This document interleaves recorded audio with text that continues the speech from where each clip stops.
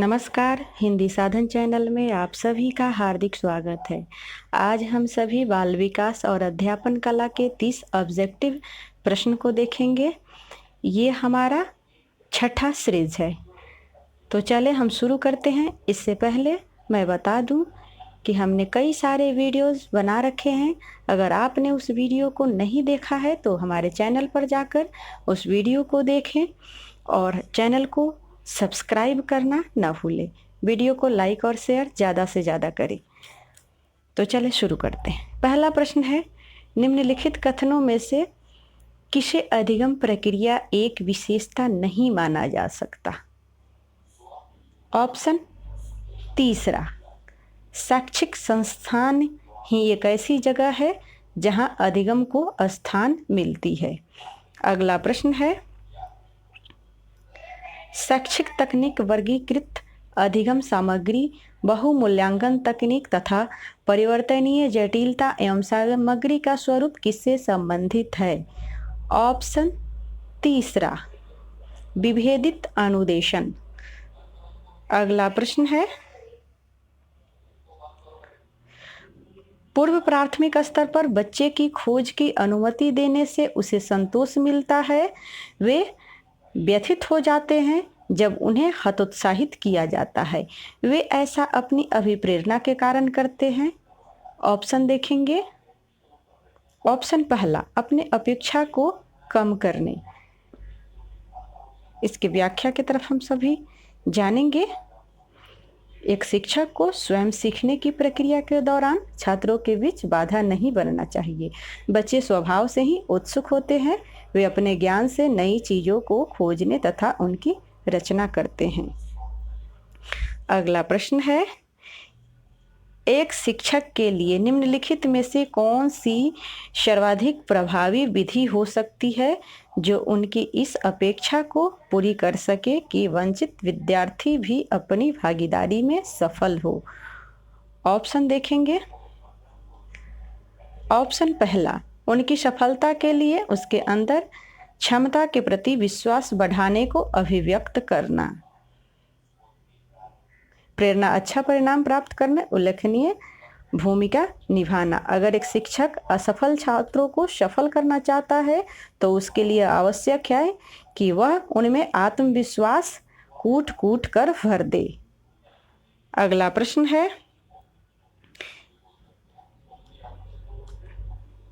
एक शिक्षक पाठ पढ़ाने में फलों और सब्जियों की कुछ तस्वीरों का उपयोग कर छात्रों के साथ एक चर्चा आयोजित करता है। छात्र अपने पूर्व ज्ञान के साथ पोषण की नई अवधारणा को जोड़ने का प्रयास करते हैं। यह तरीका निम्न में से किस उपागम पर आधारित है? ऑप्शन चौथा, ज्ञान का निर्माण।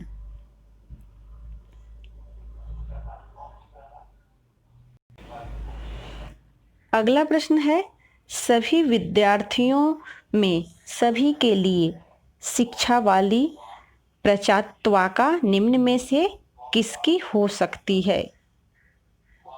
ऑप्शन दूसरा, समावेशी शिक्षा। अगला प्रश्न है,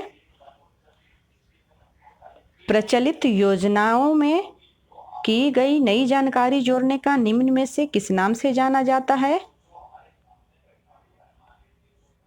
ऑप्शन देखेंगे। ऑप्शन दूसरा, आत्म सत्कारण। आत्मसातीकरण में बच्चे अपने नए ज्ञान का आत्मसात अपनी पुरानी स्कीम में करता है। उदाहरण के लिए, एक 5 महीने के बच्चों के हाथ में एक बजने वाले खिलौने को देने से वह उसका इस्तेमाल एक चूसने वाली वस्तु के रूप में करता है। आत्मसातीकरण में बच्चे पूर्व ज्ञान के अनुसार नए ज्ञान को आगे बढ़ाते हैं। अगला प्रश्न है, पियाजे के अनुसार 2 और 7 साल के बीच एक बच्चे का संज्ञानात्मक विकास डैश चरण में है? ऑप्शन तीसरा, पूर्व सक्रियात्मक। जीन पियाजे के अनुसार बच्चे में संज्ञानात्मक विकास के 4 चरण होते हैं। ये चरण है संवेदनीय पेशी व्यवस्था, जन्म से 2 साल के लिए पूर्व सक्रियात्मक अवस्था 2 से 7 वर्ष, मूर्त सक्रियात्मक अवस्था 7 से 11 वर्ष और औपचारिक सक्रियात्मक चरण 11 से 16 वर्ष। आप इसके उत्तर को जब मैं व्याख्या करूंगी तो अच्छे से समझने की कोशिश करेंगे। अगला प्रश्न है, समस्या का हल करने में निम्न में से क्या नहीं करना चाहिए? ऑप्शन तीसरा, संख्यात्मक क्षमता के विषय में। समस्या सुलझाने के लिए इनका समाधान खोजकर उसे सामान्य या तदर्थ विधि का उपयोग करके अनुक्रमिक तरीके से लगाया जाता है। यह संख्यात्मक क्षमता से संबंधित नहीं है बल्कि कई मानसिक कौशल का एक संयोजन है। अगला प्रश्न है, शैशव की अवधि निम्न में से कौन सी है? ऑप्शन चौथा, जन्म से 2 वर्ष तक। अगला प्रश्न है, अधिगम्य मूल्यांकन के लिए आवश्यक है? ऑप्शन दूसरा, प्रेरणा। अगला प्रश्न है, निम्नलिखित निर्देशों में से कौन सा निर्देश एक बच्चे की समस्या को सुलझाने की क्षमता को विकसित करने में माता पिता की मदद नहीं करता है? ऑप्शन देखेंगे।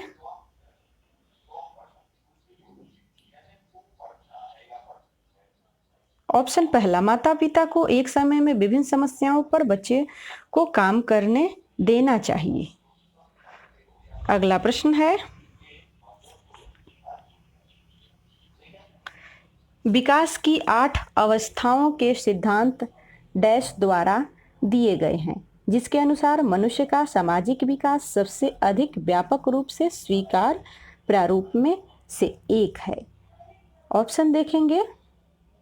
ऑप्शन दूसरा, Erik Homburg Erikson. Erik Homburg Erikson के सिद्धांत के विकास में 8 चरण हैं, जिनमें से प्रत्येक में एक व्यक्ति के विकास और प्रगति का अलग तत्व और अर्थ शामिल है। उन सभी चरणों में जन्म से मृत्यु तक उससे पूरे जीवन काल के माध्यम से एक व्यक्ति का विकास दिखाई देता है। अगला प्रश्न है, शिक्षा के संदर्भ में समाजीकरण का मतलब अर्थ है। ऑप्शन पहला, किसी व्यक्ति द्वारा अपने सामाजिक मानदंड बनाना। सामाजिक मानदंड सीमा शुल्क, विचारधाराओं और वातावरण में अनुकूलन तथा समायोजन है। अगला प्रश्न है, डैश बच्चे के विकास के वर्तमान और संभावित स्तरों के बीच का अंतर है। ऑप्शन पहला, समीपस्थ विकास का क्षेत्र ZPD। अब हम सभी थोड़ा सा जानेंगे। समीपस्थ विकास के क्षेत्र ZPD में कहा गया है कि एक शिक्षक की भूमिका बच्चों के संज्ञानात्मक विकास के लिए आवश्यक है। ZPD की प्राप्ति के 2 स्तर हैं। ध्यान रहे कि बच्चे जब भी कुछ सीखते हैं तो ZPD के अंतर्गत ही सीखते हैं। स्तर इसके देखेंगे, 2 स्तर कौन कौन से हैं। वर्तमान स्तर पर शिक्षा यह बताता है कि बच्चा स्वतंत्र रूप से क्या कर सकता है। दूसरा स्तर है संभावित स्तर पर विकास, यह बताता है कि बच्चा शिक्षक की मदद से क्या कर सकता है। शिक्षक द्वारा यह सहायता को मचान सिद्धांत कहा जाता है। मचान यानी ढांचा। अगला प्रश्न है, कोई भी नाराज हो सकता है। यह बहुत आसान है, लेकिन सही उद्देश्य के लिए सही समय पर सही मात्रा से सही तरीके से और सही व्यक्ति पर गुस्सा होना इतना आसान नहीं। यह निम्न में से किससे संबंधित है? ऑप्शन चौथा, संवेगात्मक विकास। अगला प्रश्न है, किसने कहा किशोरावस्था तूफान और तनाव की अवधि है? ऑप्शन पहला, ग्रानविले स्टैनली हॉल, जो एक क्रांतिकारी अमेरिकी मनोवैज्ञानिक थे और शिक्षाविद भी। उन्होंने बाल विकास से संबंधित नई विकासवादी सिद्धांतों को प्रस्तुत किया था। उन्होंने ही कहा था कि किशोरावस्था तूफान और तनाव की अवधि है। अगला प्रश्न है, 5वीं कक्षा का एक छात्र जो दृष्टिहीन है, उसके साथ कक्षा में सामान्य रूप से व्यवहार किया जाना चाहिए। और सब सीढ़ी के माध्यम से सहायता प्रदान की जानी चाहिए। इसके चारों ऑप्शन मैं पढ़ूंगी। कक्षा में विशेष उपचार दिया जाना चाहिए, निचले स्तर के कार्य करने की छूट देनी चाहिए, उसके माता पिता और दोस्तों द्वारा उसके दैनिक काम करवाने में मदद करना चाहिए। आप सभी भी उत्तर को बताने की कोशिश करेंगे। ऑप्शन पहला, कक्षा में सामान्य रूप से व्यवहार किया जाना चाहिए और श्रव्य सीडी के माध्यम से सहायता प्रदान की जानी चाहिए। अगला प्रश्न है, एक सशक्त विद्यालय अपने शिक्षकों में निम्नलिखित में से किन गुणों को बढ़ावा देगा? ऑप्शन चौथा, प्रयोग करने की प्रवृत्ति। एक सशक्त विद्यालय में प्रयोग करने की प्रवृत्ति को बढ़ावा देता है। सशक्तिकरण नए प्रयोग से नए शिक्षण और मूल्यांकन के तकनीक को ढूंढता है। अगला प्रश्न है, विकास दर्शाता है एक, ऑप्शन दोनों देखेंगे, दो ऑप्शन और है जिसमें तीसरा ऑप्शन सही है। परिवर्तन की प्रगतिशील श्रृंखला के परिणाम को परिपक्वता, सामाजिक संरचना, अनुभव और संतुलन के रूप में। जीन पियाजे के अनुसार एक व्यक्ति के जीवन के विकास की प्रक्रिया में 4 बुनियादी तत्व शामिल होते हैं।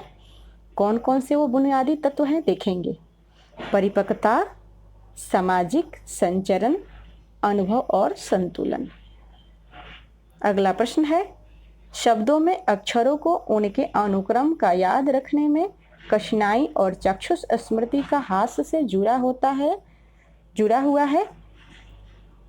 ऑप्शन देखेंगे। पहला ऑप्शन, डिसलेक्सिया।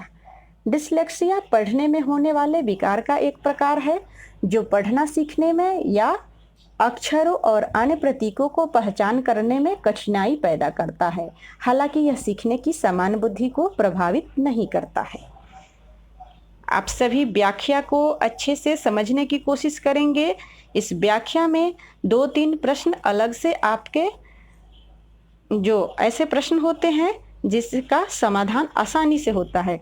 जैसे अभी मैम ने डिसलेक्सिया के बारे में उदाहरण के साथ बताया। अगर आपने इस उदाहरण को अच्छे से समझा होगा, जाना होगा, तो आपको ये प्रश्न को किसी भी प्रकार से पूछा जा सकता है, आप इसके आसानी से उत्तर दे सकते हैं। अगला प्रश्न देखेंगे, 22वां प्रश्न, निम्नलिखित कथनों में से कौन सा सत्य नहीं है? ऑप्शन चौथा, शिक्षण निर्देशन है। टीचिंग एक निर्देशन नहीं है। शिक्षक का मुख्य उद्देश्य छात्रों को ज्ञान देना और सिखाना है। अगला प्रश्न है,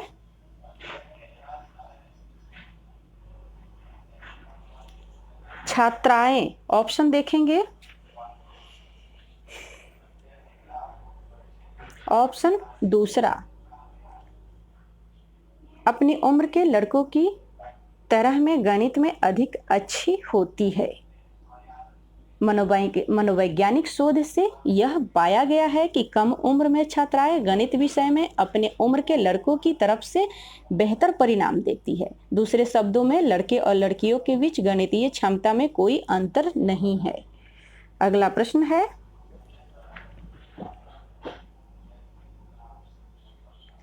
कक्षा में रचनात्मकता के विकास के लिए निम्नलिखित में से किसकी आवश्यकता नहीं है? ऑप्शन चौथा, व्याख्यान देने की। कक्षा में रचनात्मक सहायक वातावरण छात्रों के पाठ पढ़ने की रुचि को बढ़ावा देता है। इसमें चौथा ऑप्शन, व्याख्यान देने की जरूरत नहीं पड़ती है। अगला प्रश्न है, एक बच्चा तब रोने लगता है जब दादी उसे उसकी मां की गोद से लेती है। बच्चा निम्न में से किस कारण से रोता है? ऑप्शन चौथा, वियोग दुश्चिंता। वियोग दुश्चिंता एक मनोवैज्ञानिक स्थिति है। यह तब होती है जब बच्चे को एक प्राथमिक कार्यवाहन से अलग होने का अनुभव होता है और चिंता की प्रतिक्रिया स्वरूप वह रोने लगता है। अगला प्रश्न है, प्रश्न बहुत ही बड़े बड़े हैं। इसी तरीके से प्रश्न स्टेट और सी टेट के परीक्षाओं में भी आते हैं। हमने उसी पे आधारित जो ये प्रश्न लिया है, इसमें से कई सारे प्रश्न आपके सीटेट और एस्टेट के परीक्षाओं में अवश्य ही देखने को मिलेंगे, इसलिए वीडियो को अंत तक देखें। अगला प्रश्न है, राजेश एक लोलुप पाठक है। अपनी पाठ्यक्रम की पुस्तकों के अध्ययन के अलावा वह अक्सर पुस्तकालय के लिए चला जाता है और विभिन्न विषयों पर किताबें पढ़ता है। राजेश भोजन अवकाश में अपनी परियोजना कार्य पूरी करता है। उसे कभी भी प्रेरित करने की आवश्यकता नहीं होती है। डैश के रूप में सबसे अच्छे से वर्णित किया जा सकता है।